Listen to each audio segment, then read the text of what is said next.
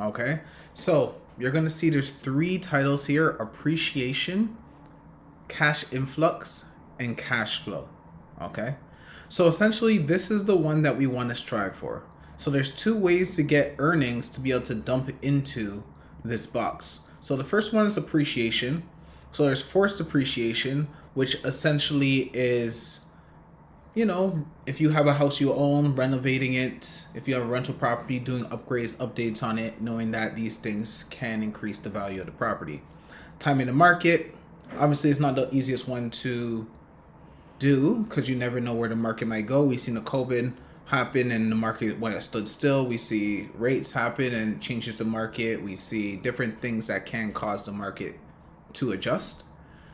Now, normally when we have these type of properties that have heavy appreciation, usually, not always, but usually we get a negative cash flow. Now, the reason is because usually the properties that we see appreciate, quote unquote, the best would be the single property, the single family detaches. Now, the reason single family homes, I should say, the reason single family homes appreciate, quote unquote, best is because you have more of a market that's looking for them, right? We have X amount of people in Ontario, and sooner or later, everybody needs somewhere to live, which means the market for family homes is always going to be constantly going and flowing, which means that the appreciation is always growing, right? Now, with that being said, negative cash flow happens because you're either living there, right? Or for the most part, for a single family home, rent doesn't line up to the amount of overhead that property carries when it comes to the mortgage, the homeowner's insurance, and anything else. So now, not always, there's certain times where you can purchase a single family home and break even or cash flow. This is just what we see a lot when people go towards the aggressive appreciation columns. So the goal of this column would be to build equity and then use that to dive into the cash flow column. And this is where we, quote unquote, say the rich people are, quote unquote, that have like a bunch of properties that are appreciating. Now, we say it's the rich column because if your net worth is going to be amazing, if you have a bunch of properties that just have a whole lot of equity, your net worth will look really good on paper. Now, it doesn't help you become wealthy. However, it looks good in terms of net worth stance, and you can become rich.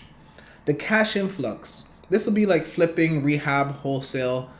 So this requires, for the most part, more of a hands-on approach, whether you're hands-on doing the work or you're hands-on overseeing the operation. The goal of this section is to fund the appreciation.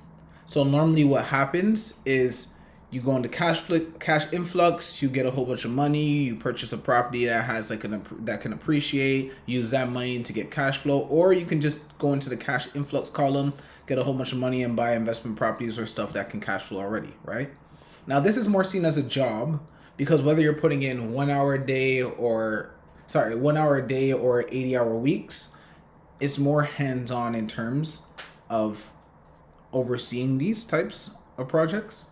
And then the final box will be the cash flow. So this is where everybody wants to get to. These are income properties. Sometimes this is owning businesses that can cash flow.